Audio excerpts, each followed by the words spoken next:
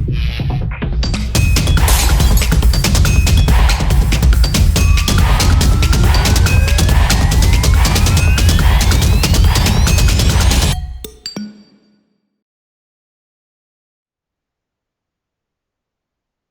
Students, welcome to legal edge. My name is Abhishek और आज मैं आप सभी के लिए एक नया सेशन लेकर आया हूं। कॉन्स्टिट्यूशन के पॉइंट ऑफ व्यू से ये पर्टिकुलर सेशन आपके लिए बहुत इंपॉर्टेंट है। तो अभी एक न्यूज यहां पर आई है और उस न्यूज में यहां पर ये बोला गया है कि could Amritpal Singh lose his MP seat under article 1014। ठीक है, क्या अमृतपाल सिंह अपनी मेंबर ऑफ पार्लियामेंट की जो सीट है वो यहाँ पर खो देंगे क्या? और इसमें जो आर्टिकल यहाँ पर इन्वॉल्व है उसका नाम है आर्टिकल 1014। तो ये पूरा का पूरा मैटर क्या है इसको समझेंगे। आर्टिकल 101 में क्या क्या चीजें यहाँ पर बताई गई हैं इनके बारे में मैं आपको डिटेल इंफॉर्मेशन प्रोवाइड करूंगा। और क्योंकि ये न्यूज में है और इसीलिए इससे रिलेटेड क्वेश्चन भी आपके पेपर में जो है वो पूछे जा सकते हैं। ठीक है, सबसे पहले अगर हम देखेंगे तो यहां पर जो हेडिंग दी गई है वो दी गई है कि the legal battle for parliamentary attendance. देखो, अब यहां पर ये अमृतपाल सिंह जो है इनका केस यहां पर क्यों डिस्कस किया जा रहा है, क्योंकि आप सभी को पता है कि लोकसभा का इलेक्शन इन्होंने यहां पर जीता था। जेल में रहते हुए इन्होंने लोकसभा का इलेक्शन जीता, क्योंकि इन्हें नेशनल सिक्योरिटी एक्ट के तहत जो है वो अरेस्ट करके रखा गया है, डिटेन करके रखा गया है। इलेक्शन ये जीत गए हैं। अब क्योंकि ये जेल में बैठे हुए हैं, इसका मतलब है कि ये पार्लियामेंट की प्रोसीडिंग्स में पार्टिसिपेट नहीं कर पा रहे। और एक लिमिटेड टाइम पीरियड तक अगर आप पार्लियामेंट की प्रोसीडिंग्स को पार्टिसिपेट नहीं करोगे तो यहां पर क्या है कि अब्सेंस की वजह से आपकी मेंबरशिप जो है वो यहां पर खत्म हो सकती है। तो वही खतरा जो है वो अमृतपाल सिंह के केस में आपको देखने को मिल रहा है। तो अभी क्या हुआ कि 19 फरवरी 2025 को अमृतपाल सिंह जो कि खादूर साहिब से मेंबर ऑफ पार्लियामेंट है, ये कहां पर गए? ये पंजाब और हरियाणा के हाई कोर्ट में गए और इन्होंने यहां पर जो आप ये मान लीजिए कि पिटीशन यहां पर डाली है वो ये डाली है कि भैया हमें आप यहां पर परमिट करो ताकि हम संसद में जो भी प्रोसीडिंग्स हो रही हैं उनमें पार्टिसिपेट कर सके। अदरवाइज यहां पर क्या होगा कि जो मेरी सीट है वो यहां पर क्या हो जाएगी, वो खत्म हो जाएगी, उसको वैकेंट यहां पर डिक्लेयर कर दिया जाएगा, मेरी मेंबरशिप जो है वो यहां पर खत्म हो जाएगी। तो इसीलिए ये पंजाब और हरियाणा हाईकोर्ट में जो है इन्होंने पिटीशन जो है वो यहां पर डाली है। अब इन्हें याद रखिएगा, इन्हें नेशनल सिक्योरिटी एक्ट के तहत जो है वो यहाँ पर डिटेन किया गया है। मतलब ऐसा माना जाता है कि भारत की सिक्योरिटी के लिए अमृतपाल सिंह बहुत बड़ा खतरा है और इसलिए इनको अरेस्ट करके आसाम की एक जेल में जो है वो यहाँ पर बंद किया गया है। तो यहाँ पर अगर आप देखोगे तो उस जेल का नाम क्या है? यह है डिब्रूगढ़। और अप्रैल 2023 से ये आपको जेल में देखने को मिल रहे हैं। अब जब इनको डिटेन किया गया है, जब से इनको जेल में डाला गया है, वहां से रहते हुए इन्होंने 2024 का लोकसभा इलेक्शन जो है वो यहां पर जीता था। लेकिन इनकी केवल 2% अटेंडेंस जो है वो पार्लियामेंट में देखने को मिलेगी। मतलब जितनी अटेंडेंस यहां पर होनी चाहिए, अगर आप रेगुलर प्रोसीडिंग्स में पार्टिसिपेट करोगे तो आपकी अटेंडेंस यहां पर मेंटेन रहेगी, अगर नहीं करोगे तो शॉर्ट होने लग जाएगी। और एक लिमिटेड नंबर तक अगर यहाँ पर शॉर्टेज हो गया तो फिर आपकी सीट यहाँ पर जा सकती है। ये बात यहाँ पर आपको बताई गई है। तो अब यहाँ पर क्या है कि जो आर्टिकल 1014 है ये किससे रिलेटेड है, ये क्या बात करता है, अब इस चीज को यहां पर देखते हैं। मैंने आपको ये आर्टिकल क्यों न्यूज में आया है ये मैंने आपको बता दिया है। अमृतपाल सिंह का केस यहां पर क्या है ये मैंने आपको एक्सप्लेन कर दिया। अब अगर आप देखोगे तो आर्टिकल 1014 जो यहां पर बात करता है, ये यहां पर किसकी बात करेगा? Vacation of seat, disqualification and dual membership in parliament. ठीक है, तो याद रखिएगा पेपर में क्वेश्चन आ सकता है कि जो यहां पर वैकेशन ऑफ सीट्स है, डिस्क्वालिफिकेशन है, डुअल मेंबरशिप इन पार्लियामेंट है, इन सब से रिलेटेड जो आर्टिकल है वो कौन सा है? वो 1014 आपको देखने को मिलेगा। अगर मान लीजिए कि यहां पर क्या है कि किसी भी एमपी की जो सीट है, मेंबर ऑफ पार्लियामेंट की जो सीट है, उसको यहां पर वैकेंट जो है वो यहां पर डिक्लेयर किया जाएगा। अगर मान लीजिए कि जितनी भी हाउस की मीटिंग होती है उनसे 60 डेज विदाउट परमिशन अगर आप यहां पर क्या हो, एब्सेंट हो। मतलब इसका ये हुआ कि आप परमिशन लेकर एब्सेंट यहां पर हो सकते हो, लेकिन अगर आप बिना परमिशन के यहां पर एब्सेंट हुए तो आपकी सीट जो है वो यहां पर जा सकती है। और याद रखिएगा ये नंबर भी बहुत इंपॉर्टेंट है, जैसे आर्टिकल 1014 इंपॉर्टेंट है उसी तरीके से 60 डेज भी इंपॉर्टेंट है कि बिना 60 डेज अगर आप बताए गायब हुए तो आपकी मेंबरशिप जो है वो यहां पर चली जाएगी और आपकी सीट को वैकेंट यहां पर डिक्लेयर कर दिया जाएगा। अब इसके बाद ये जो 60 डेज आपको देखने को मिलेंगे, इसमें एक कंडीशन यहां पर ये है कि ये केवल वही 60 डेज होंगे जब पार्लियामेंट सेशन में होगा।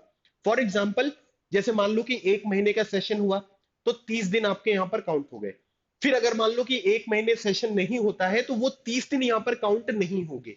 वही बात बोली गई है कि the 60-day count does not include days when parliament is prorogued or adjourned for more than 4 consecutive days. मतलब कि अगर मान लीजिए कि इसको एडजर्न कर दिया गया है, या फिर अगर आप देखोगे तो इसे प्रोरोग कर दिया गया है 4 कंसेक्यूटिव डेज के लिए, तो उस चीज को काउंट नहीं करेंगे। जब यहां पर सेशन में हो तभी उस पर्टिकुलर डेज को काउंट यहां पर किया जाएगा। पर्पस यहां पर क्या है कि भाई अगर आप इस तरीके से बोल देते हैं कि 60 डेज तक अगर आप नहीं आओगे तब भी आपकी मेंबरशिप बनी रहेगी, तो फिर लोग तो जानबूझकर ही नहीं आएंगे ना। मेंबर ऑफ पार्लियामेंट बन गए हैं, उनको सारे प्रिविलेजेस यहां पर मिल रहे हैं, लेकिन वहां पर जाकर कौन अपना दिमाग खराब करे, है ना, कौन डिस्कशन का पार्टिसिपेट करे, तो लोग आएंगे ही नहीं। तो एक्टिव पार्टिसिपेशन के लिए ये पर्टिकुलर चीज इसमें इंक्लूड करी गई है कि आपको यहाँ पर अटेंड करना है ताकि लेजिस्लेटिव प्रोसीडिंग्स में आप यहाँ पर पार्टिसिपेट कर पाओ। अच्छा, अब उसके बाद कोई भी पर्टिकुलर सीट जो होती है मेंबर ऑफ पार्लियामेंट की, उसको तभी वैकेट यहां पर डिक्लेयर किया जाता है जब हाउस फॉर्मली डिक्लेयर करेगा वोट के थ्रू कि भैया हाँ ये सीट जो है वो डिक्लेयर हो चुकी है। और अब यहां पर क्या है कि क्योंकि 60 दिन तक ये मेंबर यहां पर प्रेजेंट नहीं था, इस वजह से इसको यहां पर रिमूव किया जा रहा है और इसकी सीट को जो है वो वैकेंट यहां पर डिक्लेयर कर रहे हैं। तो यहां पर क्या है कि ऑफिशियल अनाउंसमेंट होगा, किसके थ्रू होगा, वैकेंट थ्रू अ वोट। जैसे अगर आप देखेंगे तो एक एग्जाम्पल आपको दिया गया है, एक थे जिनका नाम है बरजिंदर सिंह हमदर्द, ये राज्यसभा में मेंबर ऑफ पार्लियामेंट थे। अभी जैसे हम लोग लोकसभा के मेंबरशिप की बात कर रहे हैं, यहाँ पर राज्यसभा के मेंबरशिप की बात यहाँ पर हो रही है। तो इनका नाम है बरजिंदर सिंह हमदर्द। इनको डिस्क्वालीफाई किया गया था 2000 में under one article 1014 for prolonged absence. मतलब ये भी यहाँ पर क्या है कि 60 दिन से ज्यादा यहाँ पर प्रेजेंट नहीं थे, इस वजह से इनको भी यहाँ पर क्या किया गया है, रिमूव किया जा चुका है। अब अगर मान लीजिए कि कोई यहाँ पर एब्सेंट रहना चाहता है, अब जैसे मान लो एग्जाम्पल के तौर पर कि मान लीजिए कि सचिन जो है वो राज्यसभा के मेंबर थे, है ना, तो अब क्रिकेट भी अगर वो खेल रहे हैं, एक एग्जाम्पल बता रहा हूं, तो क्रिकेट में हो सकता है कि उनको लीव लेनी पड़ जाए, है ना, क्योंकि अगर मान लीजिए कि किसी टूर में गए या एमसी मैरी कॉम किसी टूर में गई तो 2 महीने 3 महीने का समय लग गया, तब तो उनकी मेंबरशिप चली जाएगी ना। नहीं, तो इसके लिए प्रोसीजर यहाँ पर है कि आप यहाँ पर क्या है कि एब्सेंस की लीव जो है वो यहाँ पर ले सकते हो। तो उसकी क्या प्रोसीजर आपको देखने को मिलेगी, सबसे पहली बात है कि आपको एक लीव रिक्वेस्ट जो है मेंबर ऑफ पार्लियामेंट को यहां पर सबमिट करनी होती है किसी कमिटी ऑन मेंबर्स एब्सेंस। तो एक कमिटी है मेंबर्स के एब्सेंस की, उसको आप एक लीव रिक्वेस्ट जो है वो यहां पर सबमिट करोगे। कमिटी जो है इसको यहां पर रिव्यू करेगी और अपनी जो रिपोर्ट है उसे हाउस को यहां पर सबमिट करने वाली है। तो कमिटी के पास गई वो लीव रिक्वेस्ट, उसको उन्होंने रिव्यू किया, जो भी उनकी फाइंडिंग्स है उसको यहां पर इन्होंने एक रिपोर्ट के फॉर्मेट में जो है वो हाउस के सामने प्रेजेंट किया। अब उसके बाद हाउस जो है वो यहां पर वोट करता है कि भैया हमें इनकी जो लीव रिक्वेस्ट है उसे अप्रूव करना है या फिर रिजेक्ट करना है ना। मतलब कमेटी ने अपना काम करके उसको हाउस को दे दिया। अब हाउस में यहां पर वोटिंग होगी कि क्या इनकी लीव रिक्वेस्ट को अप्रूव किया जाए या फिर रिजेक्ट किया जाए। अब उसके बाद एक बार में जो लीव यहां पर मिलती है वो 59 डेज की मिलती है ना, क्योंकि 60 डेज तक अगर आपको लीव दे दी तो फिर आपकी मेंबरशिप ही खत्म हो जाएगी। तो 59 डेज की मिलेगी और अगर आप इसको एक्सटेंड कराना चाहते हो तो फिर वापस लीव रिक्वेस्ट यहां पर दोगे और फिर ये 59 डेज के लिए आपको आगे मिलती हुई जाएगी। तो इस तरीके से ये पूरा का पूरा प्रोसीजर जो है वो आपको देखने को मिलेगा। तो इसका ओवरऑल अगर हम इस पूरे के पूरे टॉपिक को यहां पर कंक्लूड करना चाहें तो हमें एक बात ये समझ में आ रही है कि आर्टिकल 1014 जो है वो इंश्योर करता है अकाउंटेबिलिटी, है ना, क्योंकि आज के टाइम पीरियड पर मेंबर ऑफ पार्लियामेंट की या किसी भी पोर्टफोलियो की अकाउंटेबिलिटी जो है वो बहुत जरूरी है। अगर अकाउंटेबिलिटी नहीं होगी तो फिर तो सब चीजें गड़बड़ हो जाएंगी।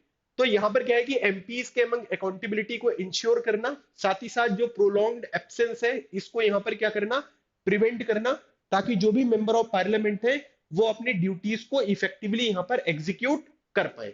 साथ ही साथ एमपी की जो सीट है वो ऑटोमेटिकली यहां पर वैकेटेड नहीं होती है, लेकिन यहां पर क्या है कि हाउस के द्वारा एक फॉर्मल डिक्लेरेशन जो है वो यहां पर जरूरी होता है। तो एक स्टेटमेंट ये बन सकता है पेपर में कि अगर मान लीजिए कि 60 डेज तक कोई मेंबर ऑफ पार्लियामेंट प्रेजेंट नहीं है तो उसकी सीट ऑटोमेटिकली वैकेट यहां पर हो जाएगी। तो ये चीज गलत है, एक फॉर्मल अप्रूवल जो है वो हाउस से यहां पर लगता है। The case of Amritpal Singh brings attention to how this provision applied to the, ठीक है, इनकार्सरेटेड एमपीस, मतलब जिन लोगों को जेल में यहां पर बंद किया गया है उनके लिए ये जो पर्टिकुलर लीव वाला प्रोविजन है वो यहाँ पर किस तरीके से काम करेगा, इस तरीके की चीज जो है वो निकलकर सामने आ रही है। अभी इससे पहले अगर आप देखोगे तो ये जो इंडिविजुअल थे ये जेल में बंद नहीं थे, लेकिन अब अगर आप देखोगे तो यहाँ पर जो इंडिविजुअल देखने को मिल रहे हैं अमृतपाल सिंह, ये जेल में बंद है। तो जेल में बंद होने के बाद क्या इनकी लीव को जो है वो अप्रूव किया जाएगा या नहीं किया जाएगा, इसके ऊपर जो है वो एक नया जो है वो अपडेट यहाँ पर आने वाला है।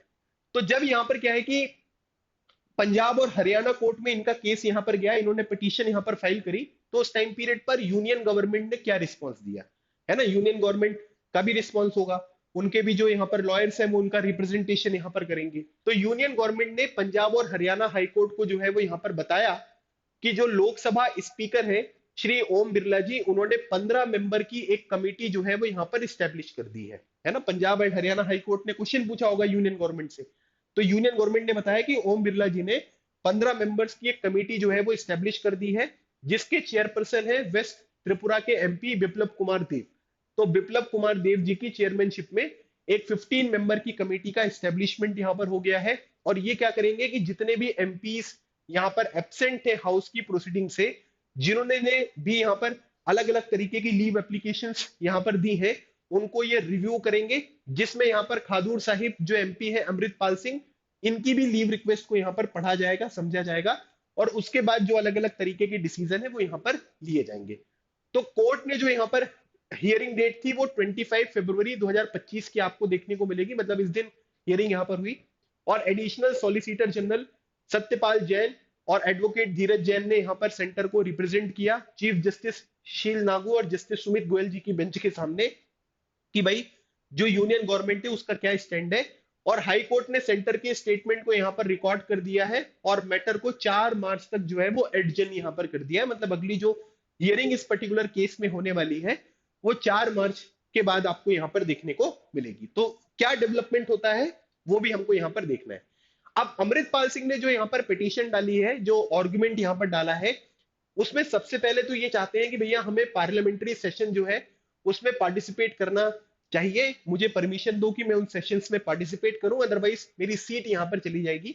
और इनके आर्गुमेंट यहां पर आपको ये देखने को मिल रहे हैं कि extended absence violate his constitutional right, कि भैया अगर मैं यहां पर इलेक्टेड एमपी हूं, ठीक है, तो अगर मुझे जेल में रखा गया है या मुझे परमिट नहीं किया जा रहा है कि मैं पार्लियामेंट में यहां पर अपने कॉन्स्टिट्यूएंसी का रिप्रेजेंटेशन करूं, तो ये मेरे कॉन्स्टिट्यूशनल राइट का जो है वो हनन आपको देखने को मिलता है।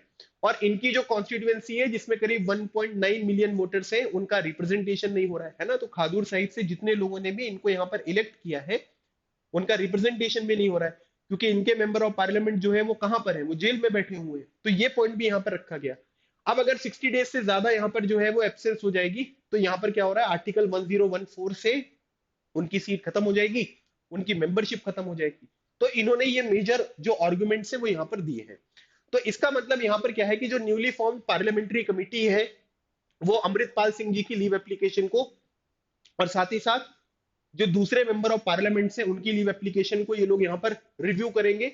हाई कोर्ट जो यहाँ पर रूलिंग करने वाला है 4 मार्च को, ये क्रूशियल होगा कि यहाँ पर ये बताएंगे कि क्या अमृतपाल सिंह जो है वो जेल में रहते हुए या जेल में है तब भी क्या पार्लियामेंट की जो प्रोसीडिंग्स है उसको अटेंड कर सकते हैं या नहीं कर सकते हैं।